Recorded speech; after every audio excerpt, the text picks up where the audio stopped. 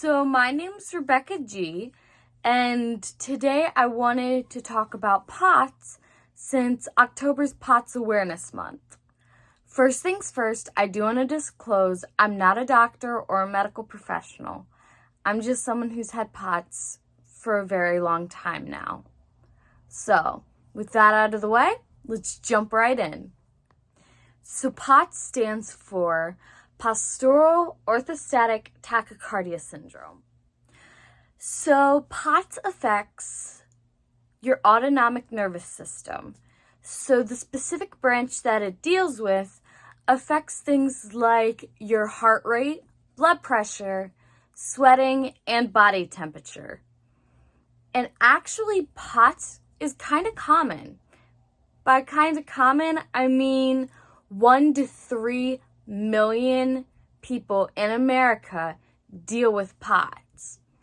Growing up, I didn't realize that was that many of us.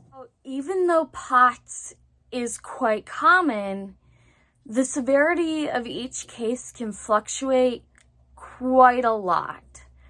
Some people might just have mild to no symptoms at all, where other people, it can debilitate them and keep them from working, which I didn't realize that's 25% of people with POTS. So I was diagnosed with POTS when I was 7 years old.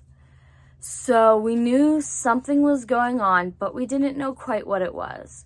So we took me to the doctor, and just by her looking at my blood pressure, she was able to diagnose me with POTS. At that point in time, we had only noticed problems with my blood pressure.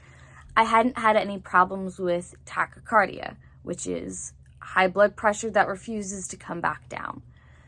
Now, I did start having that. I think I was around 11 years old, and I started staying exhausted all the time. We didn't know why. I could have done nothing that day, like just laid in bed, and I was exhausted. And so he got me a fitness tracker for Christmas, and by monitoring my heart rate, we were able to tell that my heart rate had been staying anywhere from 130 beats per minute all the way up to 180 beats per minute, all day, consistently, every day. So basically, my heart was running a marathon, except my body wasn't actually doing anything. My cardiologist immediately put me on the proper medication to deal with my tachycardia, and thankfully, I haven't had any more problems with it. I have a portacath central line to give me the extra fluids my body needs. Now, not every POTS patient needs the same amount of fluids. Like I said earlier, each case is individual and unique. Personally, my body requires 2 liters of fluids a day to keep my body happy. Now, if I were to get dehydrated, I would just get very dizzy, fatigued, body pain, and terrible migraines.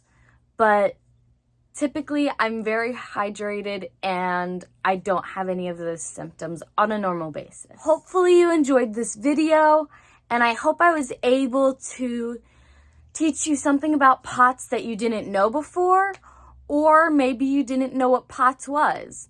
So maybe I was able to give you a bit of insight into that. So I hope you enjoyed this video. If you did, give it a like and maybe even consider subscribing. I want to start posting every other Saturday and see how that works out. So I hope you have an amazing day, and thanks for watching. Till next time.